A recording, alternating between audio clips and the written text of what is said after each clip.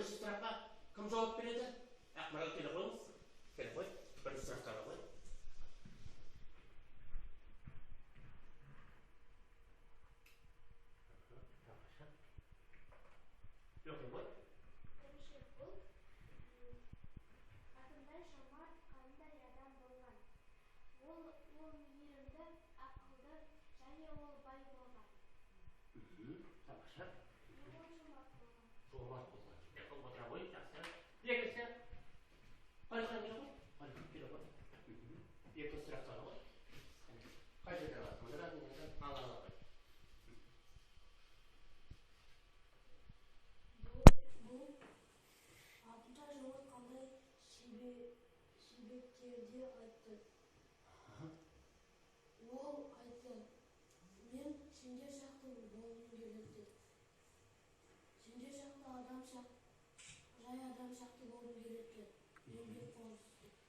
Қандай адам еді өзі?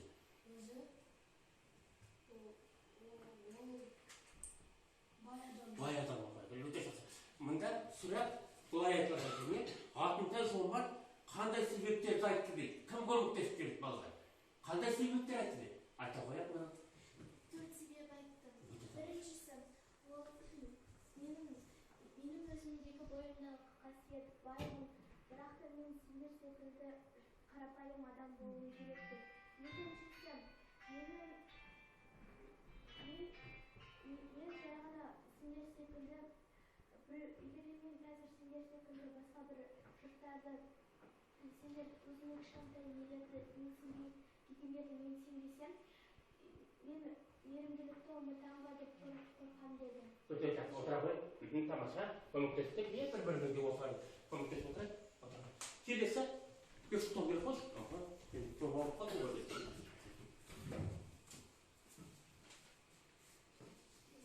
Алтынтай Жомарт жақын таныстарымен. Алтынтай Жомарттың таныстары айтты, неге сен өз байлығыңды қолданбайсың? Өте тамаша, рахмат иә. Отыра қой. Келесі, көпшіға жүктер. Келе қой.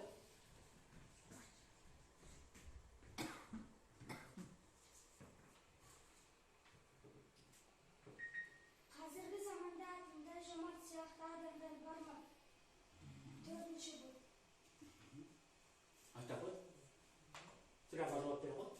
Қазіргі заманда осындай адамдар бар ма дейді сұрақ деп. Алтынтай Жомарт.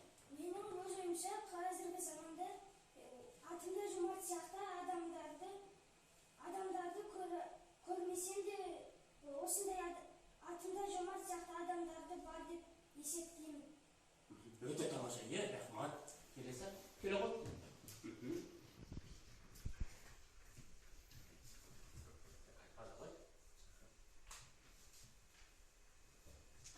Бүгінгі заманның Алтынтай Жомарттың қандай адам? Бүгінгі заманның Алтынтай Жомарттары қандай адамдар? Ол адамдар бай және де қарапайым адам болғысы келеді. Өзің көргенің бар ма? Сондай бай адам, Алтынтай Жомарт сияқты көмек жасап жатқан адамдарды? Көрген жоқсың. Көрген жоқсың, иә? Яғни болашақта көреді деген ойдамыз, иә? Мысалы, кездесек жағанда кездесек, иә? Балалар, міне өте тамаша, біздің жаңа күннің көзімізді не бұлт басып тұрады, енді бізде не болды? Шайдай ашылды, иә? Осындай күндеріңіз нұрлы болсын, сендерге де сәттілік тілеймін, иә?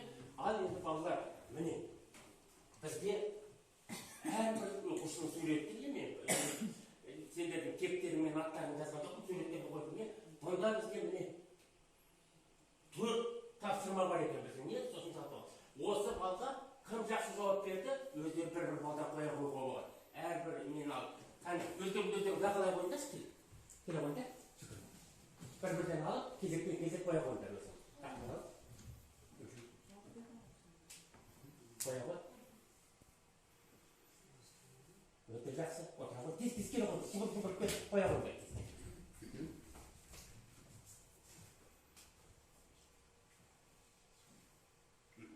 Келе қой. Қалихан қоймайсың ба? Жақсы. Онда келіп сұлтан қой.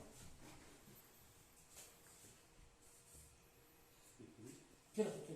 Tamam. Gel. Sen koyarsın koyduğunu, sana komünikte toplarız. Koya koyacaksa.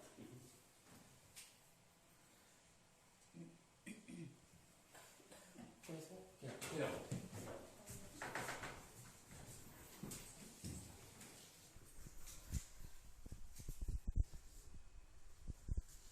Öte tamaşa, oda koy.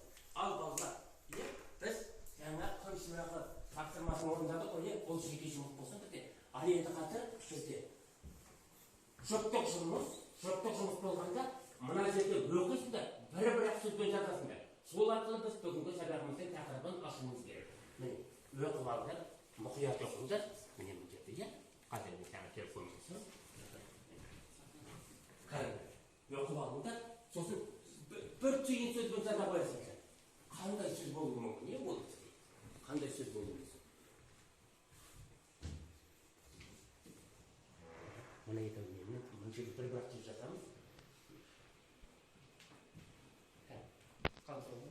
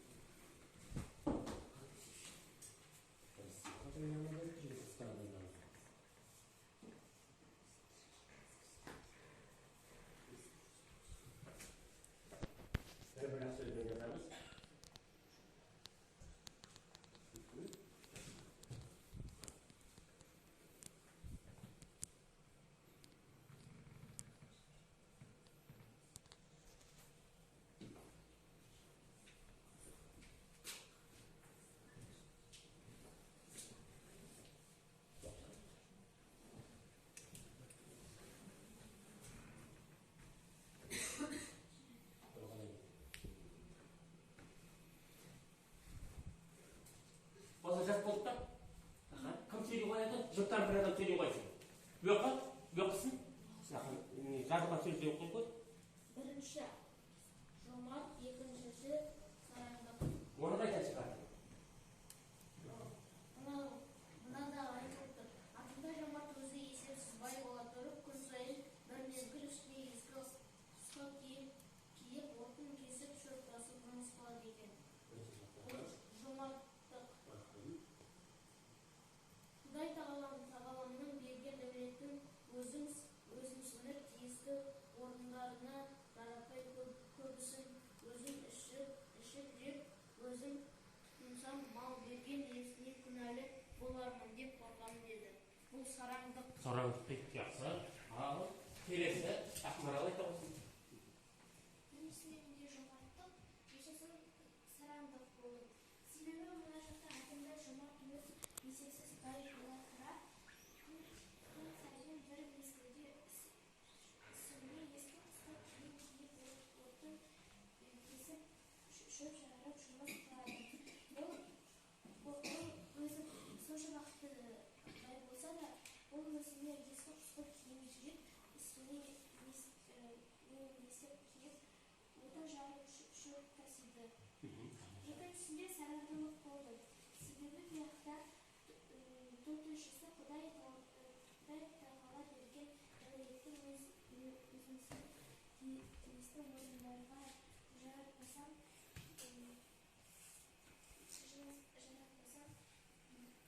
көрпесінің өзіне ішіктен. Мына жақта осы Алла тағала берген байлығымды орнына қойып, жұмсамасам, дұрыс болмай деп қорқамын дейді. Тамаша. Сараңдылық келеді. Сен де қалай жаздың, Бексұлтан? Бірінші жомарт, екінші сараңдық. Өте тамаша. Балалар, міне біз бір түйін сөз таптық, жомарттық тақырып. Ал енді балалар, бүгінгі біз неге келейік? Қазір сабағымызды тақырып. Міне, бүгін 190-ның 14-ті, балалар. Тақырыбымыз біздің атымтай жомарт, соның ішінде жомарттық пен сараңдық деп алдық. Біз өткенде ғана, кішкентай ғана, шағын ғана біз нені әңгімені оқыдық, сол әңгімені енді не істейміз біз? Түсінікті болу үшін жан жақты талдаймыз, қосымша мен сендерге неден әдебиетті хрестоматиядан тағы да реакцияның әңгімелерін оқығанға деп айтқан болдым. Ал енді біздің мақсатымыз, оқу мақсаты, бағалау, саралау, шығармадағы кейіпкерді өзіндік құндылығы тұрғысынан талдап, әдеби есте жазды. Ал сабақтың мақсаты, көркем шығармадағы кейіпкерді өзіндік құндылығы тұрғысынан талдап, әдеби есте жаза алады. Шығарма мазмұнын түсінеді, зерттейді дейді. Таныстырылым әдістер арқылы шығармадағы қарама-қарсы ұғымдағы жомарттық пен сараңдықты мәтін мазмұнынан таба салыстырады дейді. Тамаша балалар. Келесі. Енді бізде ұжымдық жұмыс, ұжымдық жұмыс. Енді бізде ұжымдық жұмыс, бұл жерде біз не істейміз? Жұппенен жұмыс істейміз. Жомарттық мағынасы дейді, мәқал мәтелдер дейді. Қараңдаршы. Жомарттық дегеннің мағынасы қалай түсінесіңдер? Жомарттық. Бек Сұлтан екеуміз орындап қойдық. Ал біздер қалып жатыр ма? Болдыңдар ма? Ал онда келіп ортаға шығып, өздеріңді нелеріңді айта қойды. Жұп-жұппен шыға қойды. Ортаға шыға қойды. Келіп отыр.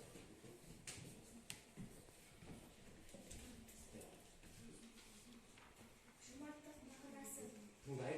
Мейірімділік, әркімнің соны кесетін адамды айтады.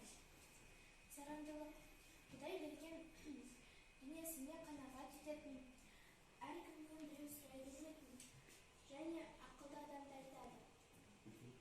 Қандай мақалда айтты? Жомарттықтың мағынасы. Жомарт бергенін айтпас, ер айтқанынан қайтпас.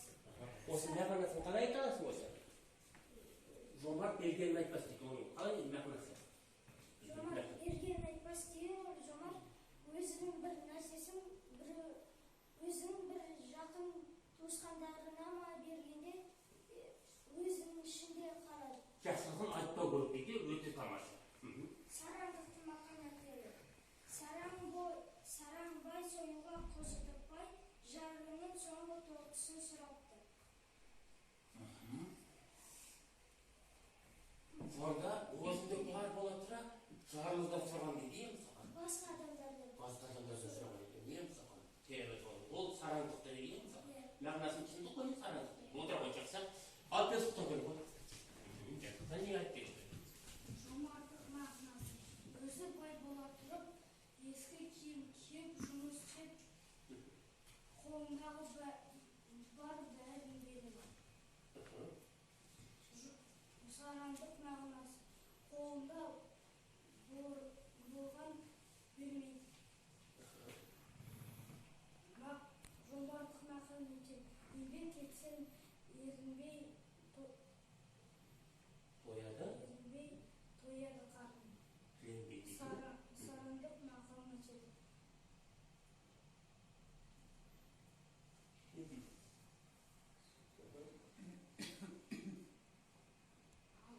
Қалаған қолын берген дейді, алуды білгенде беруді де білу керек дейді. Тамша келе қойды жігіттер.